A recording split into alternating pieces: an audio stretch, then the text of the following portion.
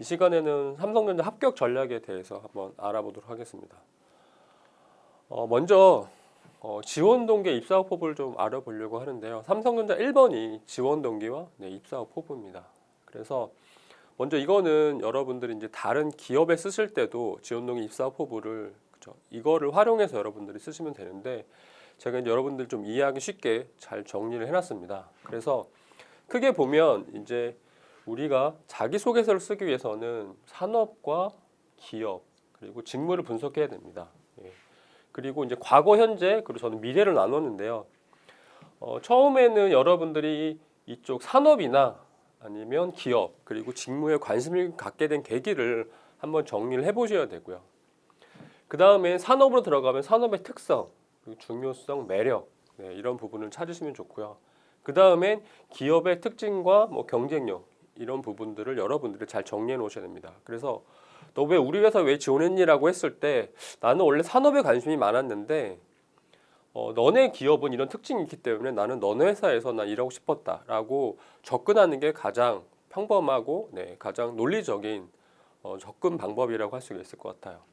그리고 그러면 내가 이 산업과 기업, 특히 기업에 관심을 갖게 되고 그리고 직무를 수행하기 위해서 내가 어떤 노력을 했는지를 정리를 하시면 되는데요.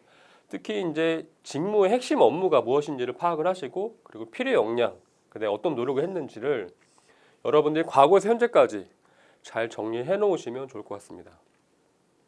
그 다음에 그러니까 과거, 현재는 어떻게 보면 지원 동기 쪽에 해당하는 거고요. 그럼 입사업 포부는 뭐냐면 미래입니다. 미래. 그래서 산업과 기업이 어떻게 변할 것이다. 변하고 있다. 이런 것들을 분석을 하시고 그래서 나는 어떤 성과를 내주고 싶은데 내가 어떻게 노력할 것이다 라고 정리해 주면 좋아요. 그리고 특히 여러분들 미래를 쓰실 때 입사 포부 쓰실 때 단순히 나는 노력하겠다라고만 쓰는 친구들이 있는데 그것보다는 내가 과거에 이런 역량을 갖추고 있었기 때문에 이런 걸 기반으로 내가 앞으로 더 이렇게 노력하겠다라고 하면 더 논리적인 입사 포부가 될 수도 있습니다. 다시 정리하면 여러분들이 하셔야 되는 게 이렇게 과거와 현재 그리고 미래로 나누어서 산업, 기업, 직무 관련된 이 항목들을 여러분들이 채워주시면 됩니다. 그리고 한번 다시 짚고 들어갈 게 뭐냐면 이걸 아까 하기 위해서는 여러분들이 직무 분석과 기업 분석을 하셔야 돼요. 그래서 직무 분석이 무엇인지 다시 한번 좀 짚고 넘어가도록 하겠습니다. 그래서 여러분들이 지원 동기 입사법 쓰시려면 특히 이쪽 직무 역량이 가장 중요하고요. 그리고 직무에서 어떤 성과를 낼 수 있을지 성과 지표라고 했는데 이 부분은 이제 입사 포부랑도 연결이 되겠죠.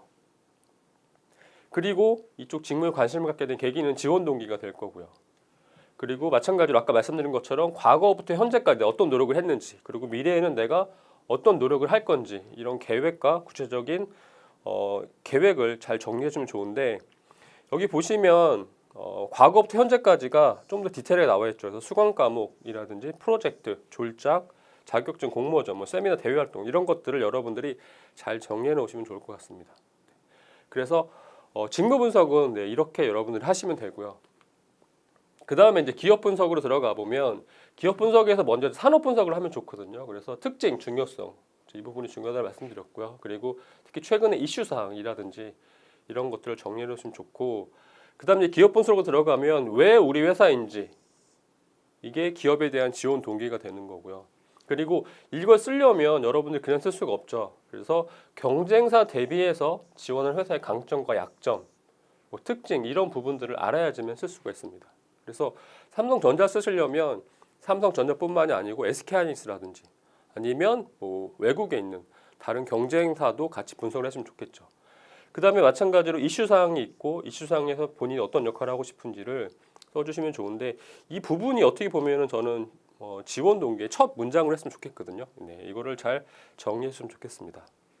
그리고 인재상의 핵심 가치는 중요하다 말씀드렸고 이 부분은 삼성전자 같은 경우는 2번 에세이 2번에 여러분들이 이따가 제가 다시 설명을 드리도록 하겠습니다. 그리고 회사의 큰 로드맵이 있다라고 하면 이 부분을 여러분들이 잘 활용해서 내가 입사 후 포부를 이 회사의 로드맵과 맞추겠다, 방향성이 같다 이런 것들을 여러분들이 어필해 주셔도 좋을 것 같습니다.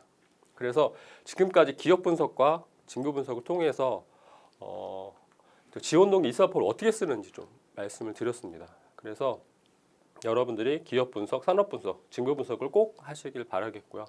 그리고 다시 강조드리지만 과거부터 현재까지는 지원 동기가 되는 거고요. 미래는 입사 후 포부라고 여러분들 이해하시면 좋을 것 같습니다. 네, 그러면 이제 본격적으로 삼성전자 1번을 한번 알아보도록 하겠습니다.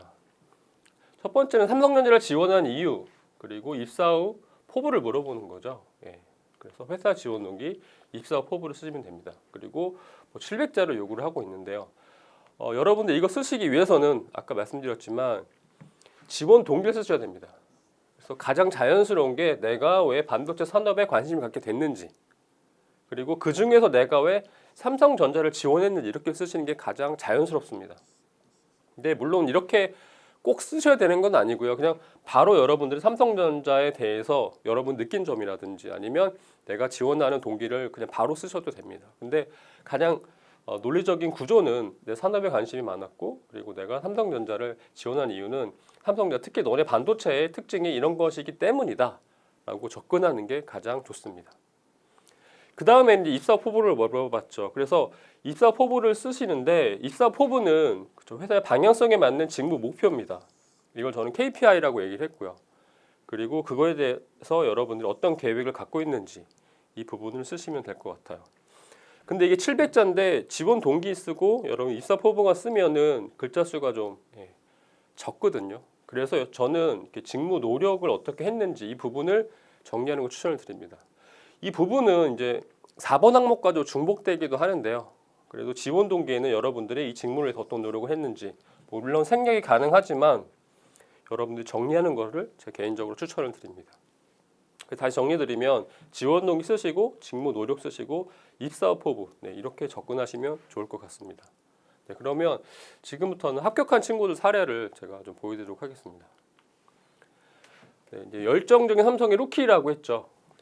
그리고 삼성전자 지원한 가장 큰 이유는 최고의 기술로 인류의 풍요를 더하는 기업의 신조와 최고 지향 정신 및 능력을 다하여 사회에 이바지하고 싶은 본인의 가치관과 부합하기 때문입니다. 그래서 회사와 본인의 가치관이 맞다라고 해서 이 친구는 지원을 했죠. 그리고 본인이 갖춘 전공 역량을 적극 활용해서 파운드리 사업부에서 반도체 공정기술팀의 일원으로서 혁신적인 제품을 창출하겠다는 사명감을 갖고 지원했습니다. 그래서 이 부분은 이제 회사에 대한 지원 동기가 되는 거죠. 근데 제가 아까 말씀드린 그 구조를 따르진 않았지만 이렇게 쓰셔도 괜찮습니다. 그 다음에는 어떤 노력을 했는지인데요. 반도체에 관심을 가진 다음에 2학년부터 세미콘이라든지 세덱스라든지 이런 반도체 포럼을 매회 방문했다라는 겁니다. 그러니까 이것만 보더라도 이 친구는 2학년 때부터 이쪽 반도체에 관심이 많았다는 걸 알 수가 있겠죠.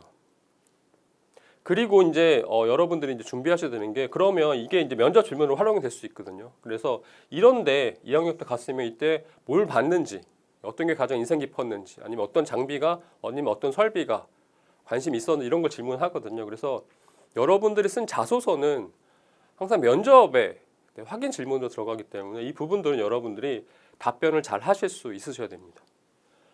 그래서 변화하는 기술을 흐름에 대한 이해를 높였다.